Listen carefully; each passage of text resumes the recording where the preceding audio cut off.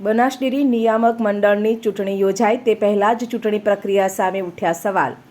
નવીન પરમાર નામના અરજદારે કલેક્ટરને અરજી કરી સમગ્ર ચૂંટણી પ્રક્રિયા નિયમો વિરુદ્ધ ગણાવી.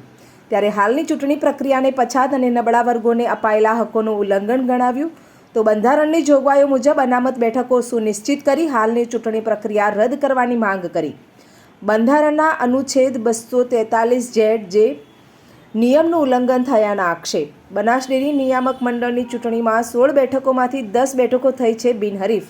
ત્યારે શંકર ચૌધરી ચેરમેન બને તેવી શક્યતાઓ વચ્ચે ચૂંટણી પ્રક્રિયા સામે સવાલો ઉઠ્યા.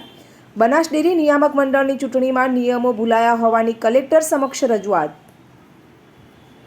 મારો મુદ્દો એ છે કે અમે હાલમાં ચાલી રહી બનાસ ડેરીની ચૂંટણીમાં સંદર્ભે કલેક્ટર સાહેબશ્રી અને જિલ્લા રજિસ્ટ્રાર સહકારી મંડળીઓને અરજી કરેલ છે.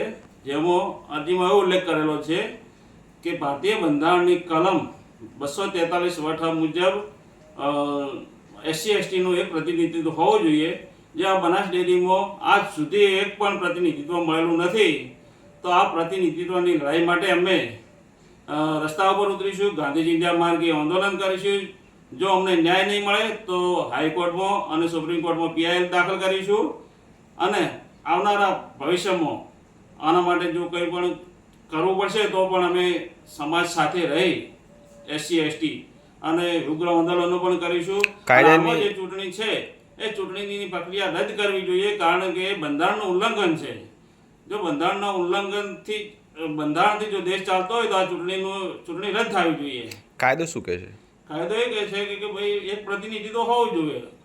ભારતીય બંધારણના અનુચ્છેદ 243 મુજબ એક SC/STનું એક પ્રતિનિધિત્વ હોવું જોઈએ. આ ચૂંટણીમાં નથી.